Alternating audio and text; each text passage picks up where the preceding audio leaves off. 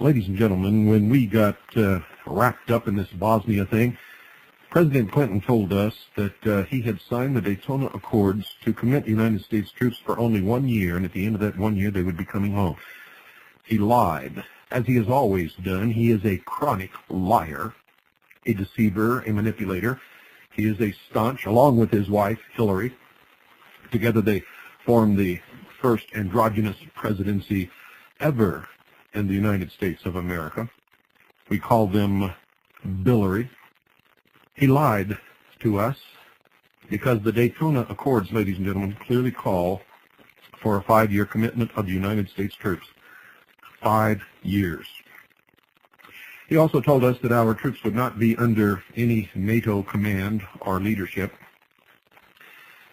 that they would not be under any United Nations command or leadership. He lied to us again when he said that, for it is not true, ladies and gentlemen. You see, NATO is just a regional organization of the United Nations. It is the regional security agency known as the North Atlantic Treaty Organization, or NATO, and it was formed pursuant to Chapter 7, Article 52 of the United Nations Charter. In addition, Article 53 states, quote, "The Security Council shall, where appropriate, utilize such regional arrangements or agencies for enforcement action under its authority. But no enforcement action shall be taken under regional arrangements or by regional agencies without the authorization of the Security Council," end quote. Were you also aware, ladies and gentlemen, that the Warsaw Pact of the Eastern Bloc communist nations in the Soviet Union was also formed as the regional security agency known as the Warsaw Pact, pursuant to Chapter 7, Article 52 of the United Nations Charter? See, we've been scammed big time, ladies and gentlemen, way beyond your conception of what has happened. That's why Article 6 of the Dayton Peace Agreement that sent our troops to Bosnia stipulates that the United Nations Security Council will establish IFOR, the NATO force in Bosnia, acting under Chapter 7 of the United Nations Charter. The UN Security Council gets to decide if and when it wishes to use regional agencies like NATO and its American troops, and if it so chooses, it will use them under United Nations authority. But our troops are committed to IFOR in Bosnia for 5 years, not the one that President Clinton told us they were committed for. The NATO alliance was brought into being back in 1949, and its preamble states, and I quote, "The parties to this treaty reaffirm their faith in the purposes and principles of the Charter of the United Nations," end quote. And in case there's any ambiguity about who wears the pants in the United Nations-NATO relationship, the treaty's Article 1 states this, and I'm talking the NATO Treaty. Quote, "The parties undertake, as set forth in the Charter of the United Nations, to refrain in their international relations from the threat of the use of force in any manner inconsistent with the purposes of the United Nations," end quote. Charles Krauthammer recently wrote openly in his syndicated column that, quote, "Civilized society should disarm its citizens," end quote. Actually, ladies and gentlemen, his outrageous views are right in line with the United Nations. The Global Bodies Commission on Global Governance, the name alone should tell you something, released its book, quote, "Our Global Neighborhood," end quote, recently, which states on page 131, and I quote, "We strongly endorse community initiatives to protect individual life, to encourage the disarming of civilians, and to foster an atmosphere of security in neighborhoods," end quote. Well, we never doubted that this was the globocratic agenda, ladies and gentlemen, but to the doubting Thomases, this might serve to open their eyes before Charles Krauthammer and the United Nations police come knocking someday to demand compliance with a voluntary gun give-back program. Our global neighborhood sets up a timetable of sorts by announcing on page 351 that, quote, "Our recommendation is that the General Assembly should agree to hold a world conference on governance in 1998, with its decisions to be ratified and put into effect by the year 2000. That will allow more than 2 years for the preparatory process," end quote. Notice how very diplomatic, or I should say, democratic it all is. The body's decisions are quote, to be ratified and put into effect by the year 2000, end quote. It doesn't say if they are ratified. Of course, the preparatory process is just a code word for the engineering of consent from the United Nations would-be global subjects. That's you and I. Now, for those to whom the whole idea of a PSYOPs or psychological operation sounds like bunkum, we offer a recent report from the United States Army War College. Associate Professor Stephen Metz of the college's Strategic Studies Institute and research analyst James Kivett authored The Revolution in Military Affairs and Conflict Short of War on July 25, 1994. These military planners talk of a quantum leap in military technology and capability, which enables a premeditated revolution in military affairs, which they label RMA. Karl Marx, after all, postulated that revolutions can be deliberate rather than inadvertent. Historical change can be created, engineered, and harnessed by those who understand it. This idea led many analysts to assume the current RMA can be the first deliberate one as senior military leaders and strategic thinkers consciously shape the future. That's a direct quote from the report of the U.S. Army War College. The authors raise the issue of such new technologies as high-energy radio frequency, our HERF, H-E-R-F guns, and electromagnetic pulse transformer, our EMP/T bombs, and advanced techniques of electronic deception, but caution, quote, deception, while frequently of great military or political value, is thought of as somehow un-American, end quote. And I quote directly from the text of the report, quote, American values and attitudes thus form significant constraints on full use of emerging technology, at least in anything short of a perceived war for national survival. Overcoming these constraints to make a RMA in conflict short of war would require fundamental changes in the United States. An ethical and political revolution may be necessary to make a military revolution, end quote. Perhaps, ladies and gentlemen, an ethical and political devolution would be a more appropriate term for this proposed step back into barbarism. These high-level soldier gurus seem impatient with the tired traditional ethics of us unillumined United States of America citizens. And they say this, quote, but there is another alternative. We could deliberately engineer a comprehensive revolution, seeking utter transformation rather than simply an expeditious use of new technology, end quote.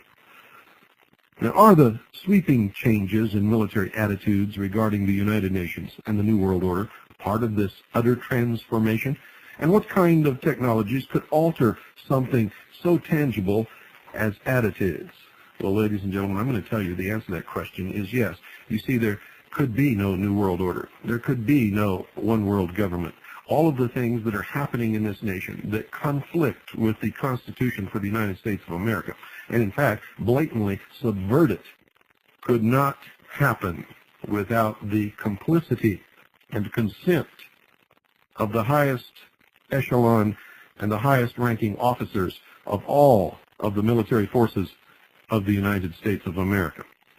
You see, they are pledged to protect and defend the Constitution for the United States of America against all enemies, foreign and domestic, and domestic, and domestic, and domestic, and domestic. I know. My father took that oath, my brother took that oath, I took that oath, my grandfather took that oath, his father and his grandfather took that oath. Metz and Kivett note that information technology is more important in conflicts short of war, which are most often won or lost through the manipulation of images, beliefs, attitudes, and perceptions. This makes psychological technology much more important than strike technology. In a revealing reference to psychological operations directed against the public, they write this, quote, ways must be found to use emerging technology, including advanced artificial intelligence and information dissemination systems, to help military strategists develop, implement, and continually improve methods of influencing opinion, mobilizing public support, and sometimes demobilizing it. But ultimate success in applying the RMA to conflict short of war hinges on the development of psychotechnology, end quote. And ladies and gentlemen, develop it they will. In addition to the electronic RMA, the report reveals that, and I quote, the second and potentially more profound RMA is biotechnological, including genetic engineering and advanced behavior-altering drugs, end quote. Despite a smattering of disclaimers, the sky appears to be the limit for these elite military planners so eager to bypass Americans' ethical and moral standards. Now, I'm not making this up, ladies and gentlemen. These are our own military strategic planners writing this stuff. And if you listen to the vast broadcast of the Hour of the Time where we revealed and exposed the secret mind control experiments, manipulation, and experimentation upon American people, then you know, especially if you looked up the sources and documentation that we gave you, that what we're talking about tonight is kindergarten stuff. They're way, way far advanced, way beyond what I'm even hinting at here. U.S. military has long been involved in psychological operations, but it is important to note its interlock with the bastions of social engineering, the tax-exempt foundations. You see, Science of Coercion reveals the extensive support from the Rockefeller Foundation and others given to communications research, which focused on what the father of public relations, Edward L. Bernays, called the engineering of consent in his book of the same name.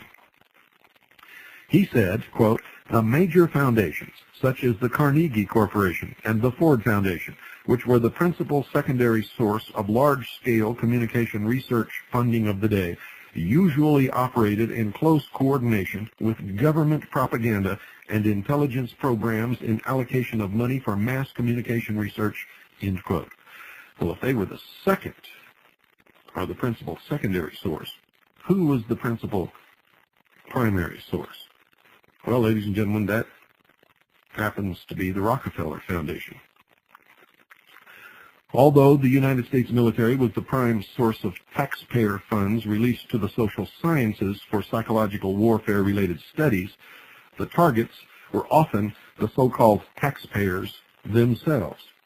I quote, other U.S. Army and National Security Council documents from the same Cold War period stress, quote, plausible deniability, end quote, to permit the government to deny responsibility for so-called black operations and the clandestine targeting of the United States population, in addition to that of foreign countries for psychological operations, end quote. You see, that's what all this alien abduction and flying saucer crap is all about. In 1970, John Dewey, the author of our failed educational system, said this in a speech in New York City for the Imperial Japanese delegation headed by Viscount Ishii, and I quote, someone once told me that the best way to unite all humanity in a one-world government and do away with wars forever would be if we were invaded from outer space by some other species from some other planet, end quote. He said that in 1917. Unfortunately, they didn't have the technology or the means to fool the public into believing such a far-fetched scenario at that time. I can assure you, they do today. They are using it on the American and the world population today, and the sheeple are sucking it up hook, line, and sinker. Now, when all this took place and these quotes were made, it was the height of the Cold War. Now, the new realities of the 90s are upon us, ladies and gentlemen, and the U.S. military fancies itself to be in the middle of what Stephen Metz and James Kivitz of the U.S. Army War College have dubbed a revolution in military affairs. But for all of their fancy technology, these globalcrats and their hired social engineers have relied on one very basic principle to bring them a continuous string of victories. It is the trump card in every match which is defeating all those who oppose totalitarian world government. That's why you never chalk up any points for the home team.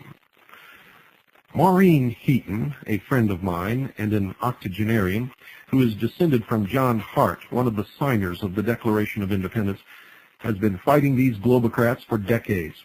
A few years ago, she reacquainted us with the work of a long-forgotten Army colonel named Tom Hutton.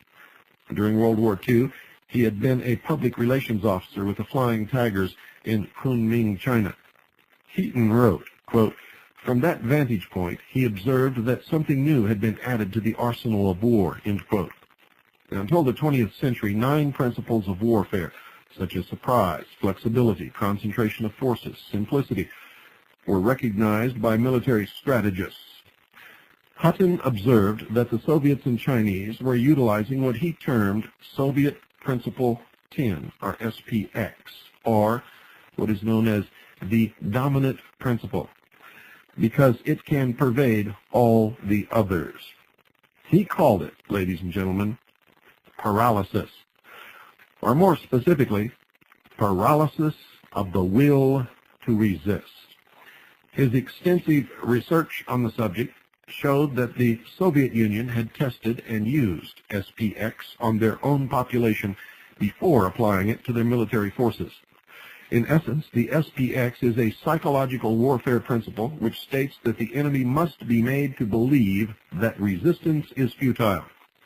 A similar operation is being conducted in the United States against American citizens, specifically known patriots, patriot leaders, and the militia of the several states and of the United States of America, in order to cull their ranks and frighten, intimidate, scare, if you will, anyone who might pay attention and believe this operation, that resistance to the New World Order, to the destruction of the Constitution for the United States of America, the Bill of Rights, is futile. It is a lie to try and convince someone who's had it so good, so much of their life. You see, most Americans at heart, ladies and gentlemen, are cowards.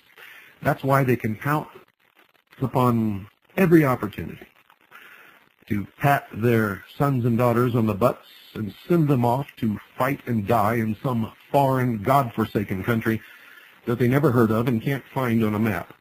All the while, grinning from ear to ear, touting the patriotism of their children, and at the same time will not stand up in the face of tyranny in their own country.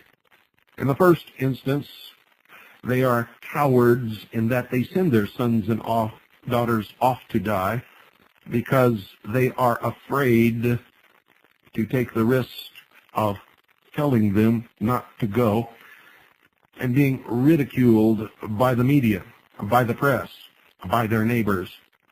And in the second instance, they are afraid, saying, well, it can't happen to me.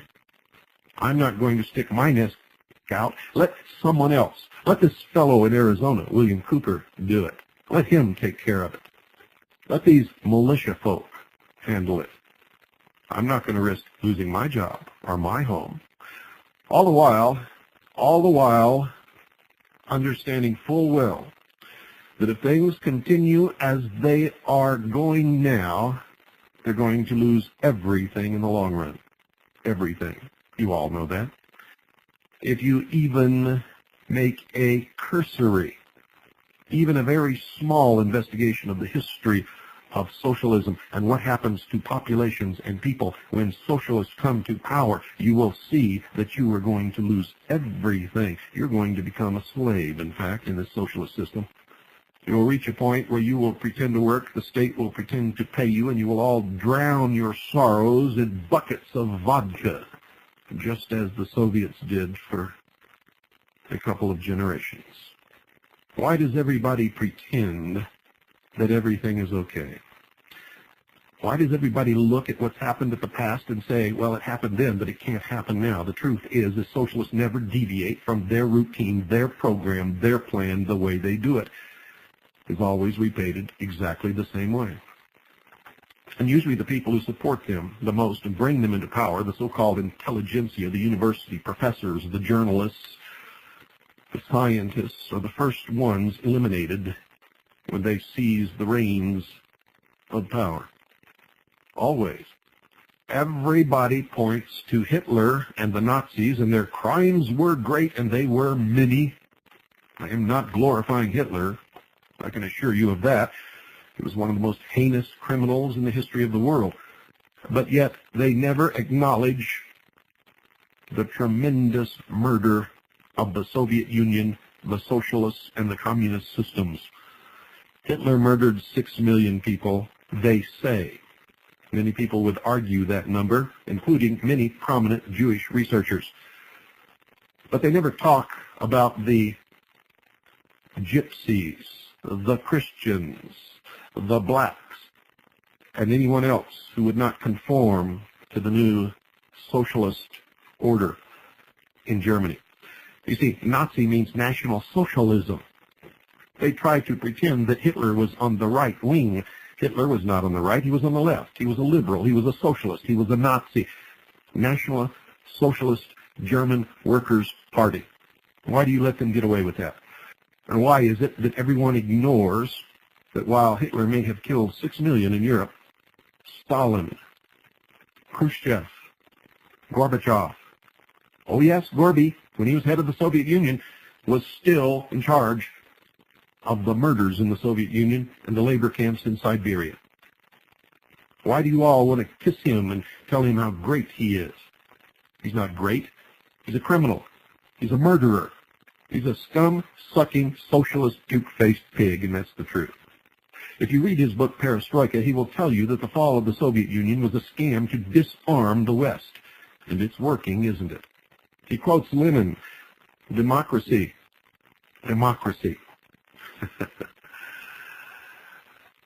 Democracy, ladies and gentlemen, is to socialist, peace is defined as the opposition. Peace is defined as the elimination of all opposition to socialism. You see, I'm not making this all up. You can read it in the writings of the socialists themselves. That's a direct quote from V.I. Lenin, the orchestrator of the Bolshevik Revolution. How many people were killed by the Soviet Union that nobody talks about? Why are you still railing on Hitler and all of these other petty little guys? Compared to the Soviet Union, they're nothing. Nothing. Compared to Stalin, they're nothing. They're Sunday school kids sitting under a tree in the park. Because the Soviets, ladies and gentlemen, didn't just murder 6 million people. They have murdered over 100 million people. Easily. And I'm being very conservative in my count. Do you know why they don't? They vilify Hitler as being on the right when in fact he was a socialist, clearly existing on the left, in order to demonize anyone who is truly on the right, who truly stands up for the freedom of all people. Because that's where the light really shines for freedom, is on the right. You see, the scale measures on the left total control by the state of everyone and everything, ownership of everyone and everything by the state, where the state is more important than anything else. And all the way on the right is the total absence of control. It's called anarchy. Both extremes are just as bad. But as you go more right from left, you are going into areas and people who want less and less control and more freedom. A constitutional Republican government lies somewhere just to the right of center on this scale, and that's where I stand, and that's where you should stand if you are truly an American. You see, this new world order that's coming, ladies and gentlemen, is going to be so much worse than Hitler and the Soviet Union and all the Stalins and Khrushchevs and Gorbachevs and Castros of the world ever could have been. They say power corrupts, but absolute power corrupts absolutely. You see, we've never had a dictator of the world before. We've never had someone anywhere who had the entire power of the world in his hands. And I'm telling you now, that is where we're going, and that is what is coming unless you wake up. You see, the American people are the only ones who can stop this, the only ones in the world. They're the only ones who can still have broadcasts like this, who can still seek out somehow and find some semblance of the truth. They are the only people in the world who are still armed and who still can stand up and form militias and protect their freedoms. And that's why the socialists are so keen and have amassed such organizations and such great propaganda campaigns to disarm the American people. Because there can be no one-world totalitarian socialist government if Americans retain the right to keep their guns. And you'd better understand that. If you just tuned in, ladies and gentlemen, you're listening to the man whom President Clinton named in a White House memo as the most dangerous radio host in America. Rush Limbaugh, in order to get the critics off his back, read that memo on the air. Why am I the most dangerous radio host in America? It's because I tell the truth. I don't care who it hurts or helps. I tell the truth. I tell it like it is. I document it. I source it. I stick it in your face. And then you must deal with it. Even a cursory review of the events of the world scene today, ladies and gentlemen, might suggest to you that resistance is indeed futile, that the globocrats are omnipotent, and that those who oppose them are hopelessly outfunded, outsmarted, and outgunned. And this is not true. In an upcoming broadcast, I will prove that to you. If it was true, how come they got their butts beat in Somalia? By a bunch of people who communicated with CB radios that they couldn't even find. And I'm not telling you that it was nice or wonderful or that it was good to see our people beat. I'm telling you our people should never have been there in the first place. They're not omnipotent. The greatest technological military force in the world was beaten by people with old rifles and CB radios. One of the greatest military machines in the world, the Soviet Union, was beaten in Afghanistan by a bunch of people with a very rudimentary education, but the will to fight. Old rifles, old technology, no armor, no airplanes, kicked their butts. So this is an illusion that they cannot be beat. And nobody, no army in the history of the world has ever faced an angry American patriot populace on their own soil. And I'm telling you, that will be a terrible thing to see. There's not an army in this world, upon the face of this earth, that can defeat 100 million armed, angry, freedom-loving Americans. And that is the truth. That's the hard truth that these traitors are going to have to face one of these days, and it's not far off in the future. They will instigate it. They will start it. But I guarantee you, we will meet the challenge, and we will finish it. And we will restore constitutional Republican government, freedom to America and to the world. You see, this is just another SPX tactic, and it's based on maintaining and strengthening this perception among the people who, if they didn't know any better, might all stand up and resist in unison. And if that happened, this would all be over tomorrow. It might be over before midnight tonight, if that were to happen. Rather, those who would resist must be led to believe that they are isolated in their convictions and surrounded by apathetic, cowardly fools or worse.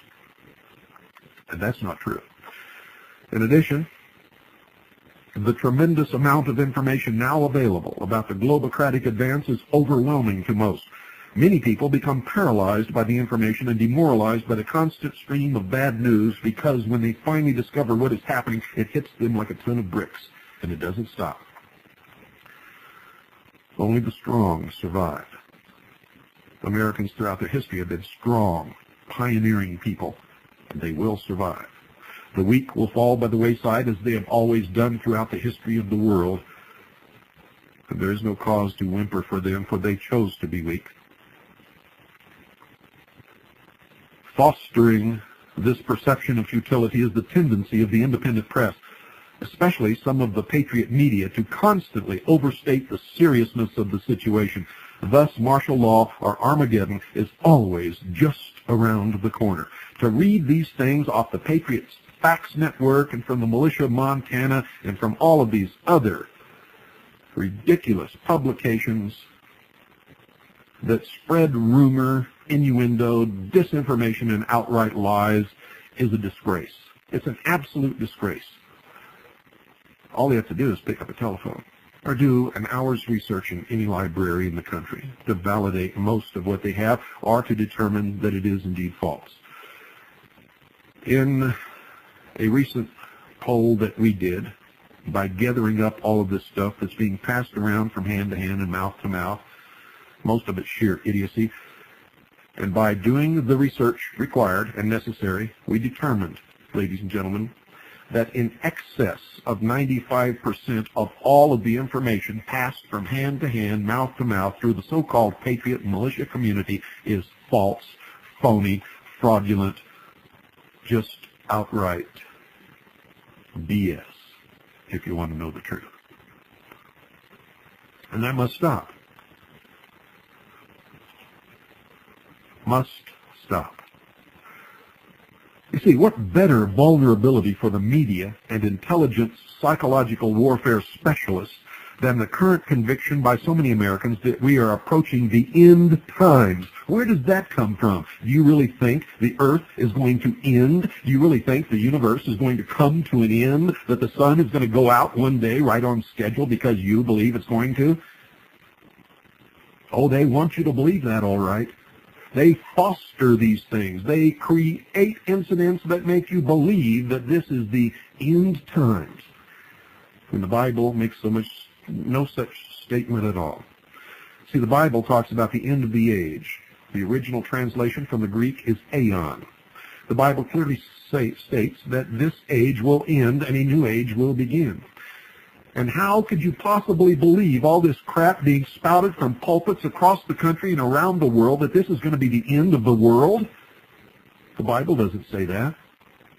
It says it's going to be the end of an age. It can't be the end of the world if Christ is supposed to come back. If you're a Christian, if you believe what it says in the Bible, it says that Christ is going to come back here to this earth, establish a new Jerusalem, and rule on this earth for 1,000 more years.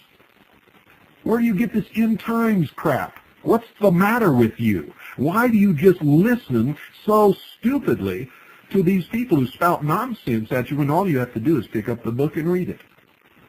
But you see, the powers that be want you to believe that this is going to be the end, so you will not resist the tyranny that's coming. Do you really think that God would want you to sit back and do nothing while evil takes over the earth? I don't believe that. Not for a moment. I believe God wants us to do what is right in all instances, no matter what. And the right thing is always to oppose tyranny. You see, that's just a cop-out. Well, I'm not going to risk my neck. I'm not going to get involved in this because I know the end times are coming and it's being brought about by the hand of God. And who am I to resist the hand of God? Well, you'll find out. That's all I can tell you.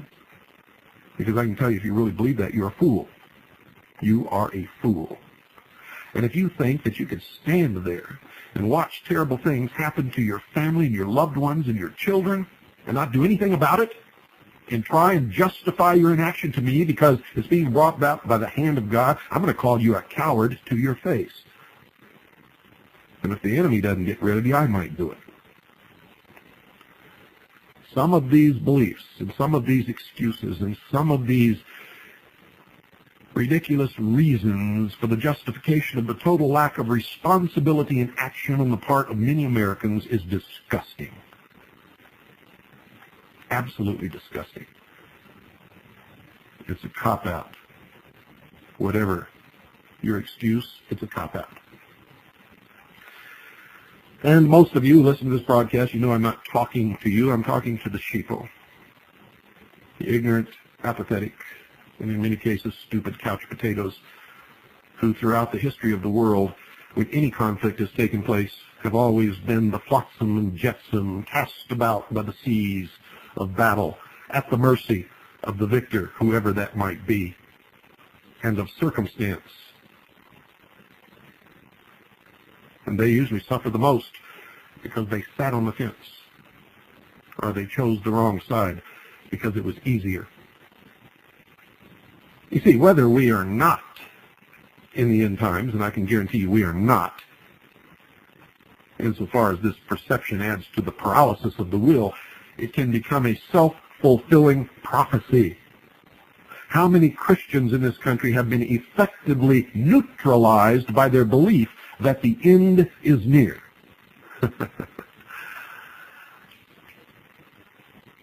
You know, my grandmother taught me to have common sense, and I find that it's rare today that anyone has common sense. The argument is, why bother to resist that which mortal man cannot prevent from coming to pass?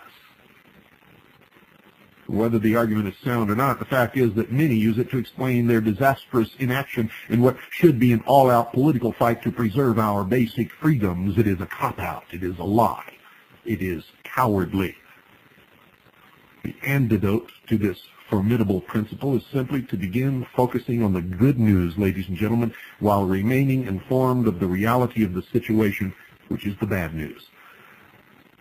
Those who still have no idea that there is anything wrong need solid doses of the latter, whereas those fighting in the ideological trenches are sadly in need of the former. Any development of forward momentum for the supporters of the Constitution and freedom would tend to short-circuit the entire SPX psychological warfare strategy and bring it to a screeching halt. Developing this forward momentum takes work. It takes work, luck, and yes, maybe even a little divine intervention, and a hell of a lot of risk. But nothing that's ever worth fighting for, ladies and gentlemen, has ever been without risk. If the United Nations is to become the policeman of the world, and that's not an if really, because they are the policemen of the world today, and our armed forces is the police force for that policeman. But if the UN is to become the policeman of the world and to have its policemen all over the world, we are all going to have to get used to it first. There are few more powerful instruments for subtle, painless propagandizing of mass populations than motion pictures and television. For instance, in the 1994 made-for-television movie Death Train, Patrick Stewart plays Malcolm Philpott of the United Nations Anti-Crime Unit, or UNACO. He arrives on the scene of a terrorist incident in Germany. When he is told by the German policeman Captain Wolf that he can observe from over there, Philpott bristles, saying, "Excuse me, what is your name?" The German police chief introduces himself, after which Philpott states, "Captain Wolf, I understand your reluctance to relinquish command, but if you confer with your superiors, you'll find that I have been authorized to lead this response." The stunned Captain Wolf asks, "Since when do you people tell a German anything on his own soil?" Philpott's pixie young American aide then chirps, "Since 2 a.m. The UN policeman then begins barking out orders to the German personnel in the room, who dutifully follow them. Wolf protests, "These are German hostages. It is our problem." Philpott to an assistant, "Miss Carver, patch me through to New York." To Wolf, "There is a crucial piece of information that you don't know. The hijackers may have an atomic bomb on the train."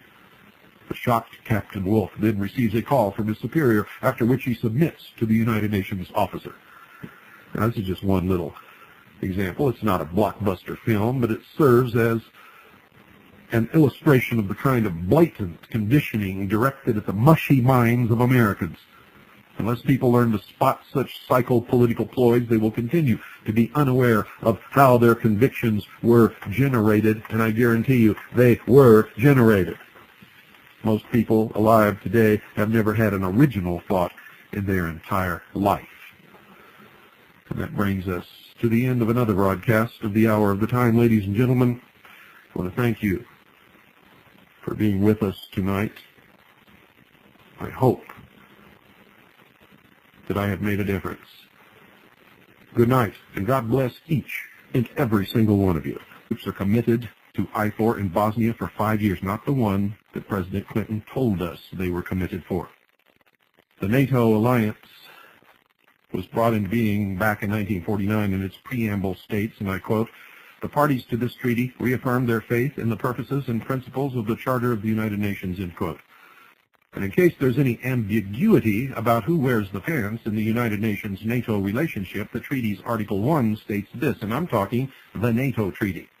Quote, "The parties undertake, as set forth in the Charter of the United Nations, to refrain in their international relations from the threat of the use of force in any manner inconsistent with the purposes of the United Nations," end quote. Charles Krauthammer recently wrote openly in his syndicated column that, quote, "civilized society should disarm its citizens," end quote. Actually, ladies and gentlemen, his outrageous views are right in line with the United Nations. The Global Bodies Commission on Global Governance, the name alone should tell you something, released its book, quote, "Our Global Neighborhood," end quote, recently, which states on page 131, and I quote, "We strongly endorse community initiatives to protect individual life, to encourage the disarming of civilians, and to foster an atmosphere of security in neighborhoods," end quote. Well, we never doubted that this was the globocratic agenda, ladies and gentlemen, but to the doubting Thomases, this might serve to open their eyes before Charles Krauthammer and the United Nations police come knocking someday to demand compliance with a voluntary gun give-back program. Our global neighborhood sets up a timetable of sorts. Ladies and gentlemen, when we got wrapped up in this Bosnia thing, President Clinton told us that he had signed the Daytona Accords to commit United States troops for only 1 year, and at the end of that 1 year they would be coming home. He lied. As he has always done, he is a chronic liar, a deceiver, a manipulator. He is a staunch, along with his wife, Hillary. Together they form the first androgynous presidency ever in the United States of America. We call them Billary. He lied to us because the Daytona Accords, ladies and gentlemen, clearly call for a 5-year commitment of the United States troops. 5 years. He also told us that our troops would not be under any NATO command or leadership, that they would not be under any United Nations command or leadership. He lied to us again when he said that, for it is not true, ladies and gentlemen. You see, NATO is just a regional organization of the United Nations.